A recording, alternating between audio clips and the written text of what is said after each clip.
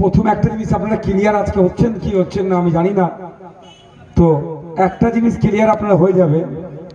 বলে নাকি আমাদের বিজেপির টাকায় আমরা পরিচালিত।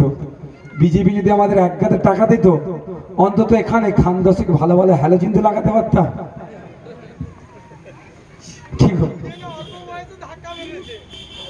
কি বলছি বুঝতে পেরেছেন? সেই পরিকাঠামো আমাদের অভাব। দ্বিতীয় কথা বলি, অনেক বন্ধুরা বলে তৃণমূল নাকি এখন আবার টাকা দিতে শুরু করেছে। বিজেপি একদিকে দিচ্ছে, তৃণমূল একদিকে দিচ্ছে, তো টাকা রাখার জায়গা পাচ্ছি না। তো আমি বামেদের বন্ধুদের বলেছিলাম 34 বছর ধরে আপনারা পশ্চিমবাংলায় শাসন করেছেন। কংগ্রেসের বন্ধুদের বলেছিলাম 60 বছরের ঊর্ধ্বে দেশ শাসন করেছেন, প্রায় 25 বছর বাংলা শাসন করেছেন। তৃণমূলের বন্ধুদেরও বলেছি 13 বছর বাংলায় আপনারা আছেন, আর বিজেপিকে বলেছি লাস্ট 10 বছর আপনারা বাংলায় আছেন। একটা মঞ্চে প্রোগ্রাম ছিল, ওখানে গিয়ে বলেছিলাম যে কিভাবে সুইস ব্যাংকে টাকা রাখতে হয়, ওটা অন্তত আমাকে শিখিয়ে দিন। তৃণমূল বিজেপি এত টাকা দিচ্ছে, রাখবো কোথায়? নাহলে কারো বান্ধবীর খাটের নিচে রাখলে ধরা পড়ে গেলে তো বদনাম হয়ে যাবে। কিন্তু আমাকে এখন জায়গাটা দেখায়নি। তারপরেও বলবো, যে সমস্ত বন্ধুরা আইএসএফ এর সাথে রাজনৈতিক লড়াই করে উঠতে পারছে না, আইএসএফ এর যে কথা বলছে সেই কথার যুক্তি দিয়ে খণ্ডন করতে পারছে না, আমাদেরকে দেখে দেওয়ার জন্য আমাদেরকে বলছে এর কাছে টাকা নিয়েছি, তার কাছে টাকা নিয়েছি।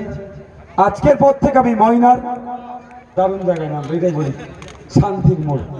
এই শান্তি মোড়ের মানুষজন বা ময়নার মানুষজনদের বলবো, আজকের পর থেকে যদি তৃণমূল, বামপন্থী বন্ধু বা যে কোনো রাজনৈতিক দলের কেউ যদি বলে, বা সাধারণ মানুষও যদি বলে যে তোদের ভাইজান বা আইএসএফ বিজেপির কাছ থেকে টাকা নিয়ে এইসব করছে, তাদেরকে প্রথম বলবেন যে নওশাদ সিদ্দিকী শান্তি মোড় এসেছিল, ওখান থেকে দাঁড়িয়ে প্রকাশ্যে বলে গিয়েছে এতদিন টাকা নিয়েছি, ওরা তো দেখতে পাইনি।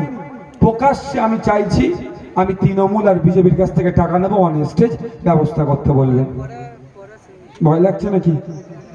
আমি প্রকাশ্যে টাকা নেব, গোপনে টাকা আমি নেবো না, প্রকাশ্যে টাকা নেব।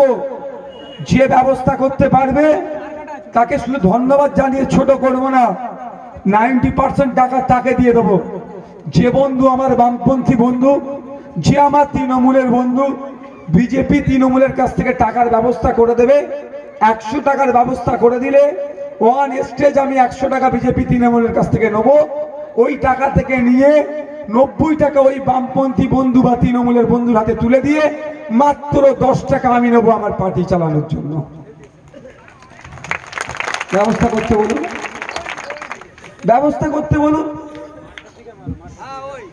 দেখবেন পারবে না। কারণ কি বলুন তো, যে বিজেপি দল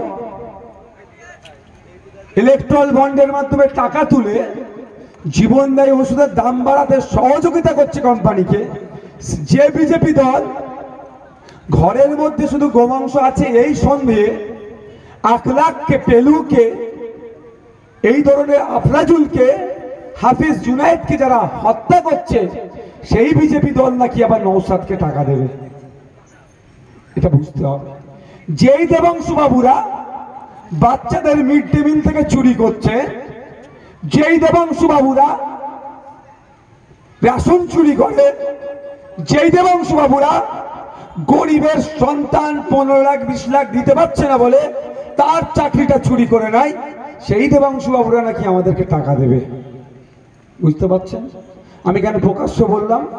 ওরা ওদের হচ্ছে ইনকামিং, আউটগোয়িং ওদের নাই, ও যা আসছে সব মুড়িয়ে নিয়ে নিচ্ছে। রাখার বেটাদের জায়গা নাই, বান্ধবীর খাটের তলে রেখেছে, সেখানেও ধরা পড়ে গেছে। অন্তত আমাদের কিছু দিয়ে পার্টিটা চালায় ঠিকঠাক করে।